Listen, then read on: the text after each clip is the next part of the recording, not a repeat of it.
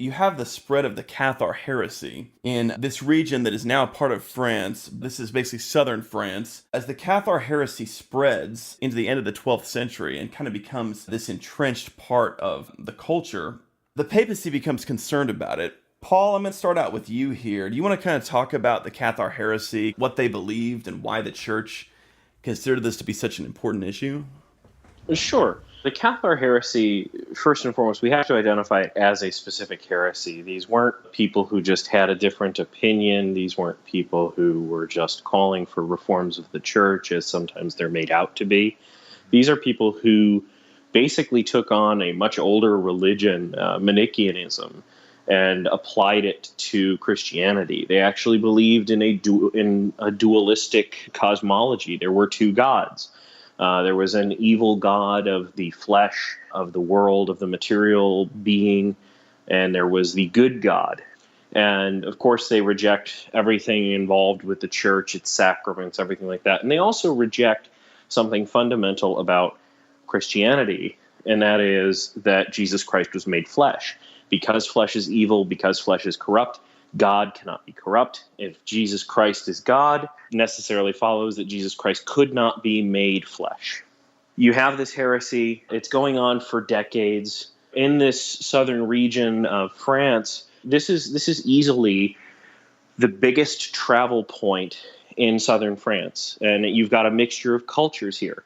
Do you have any comments at this point, Rand? One of the interesting things about the Cathars is that they are yet another manifestation of the Gnostic family of thought that has haunted authentic Christianity ever since its beginning. Most of the major heresies that the church has faced in its past have had some connection to that Gnostic ideology, the dualism and the flesh being evil and the spirit being good. You saw elements of that in Arianism. I think it's also worth pointing out that the Cathar heresy was an antisocial religious movement. This was a religion that condemned sex, that condemned marriage, that condemned the birth of children, the raising of children, reproduction, foundations of society and civilization. The Cathars believed that to bring a child into the world through the sexual act, through procreation, was to trap a soul, a spiritual soul, in a corrupt, evil body, because they believed the material world was evil.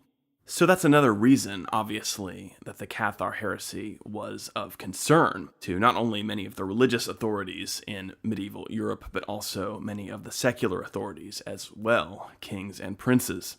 The Cathar heresy was very unlike the mainstream Christian religion that was a foundation of society in medieval Europe.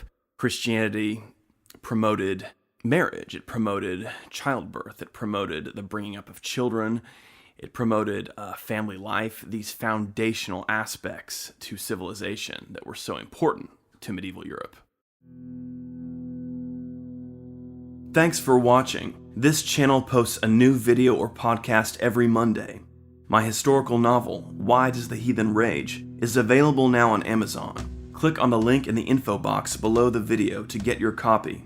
Also, check out the Real Crusades History blog at realcrusadeshistory.com, where Dr. Helena Schroeder posts a weekly article on Crusades history.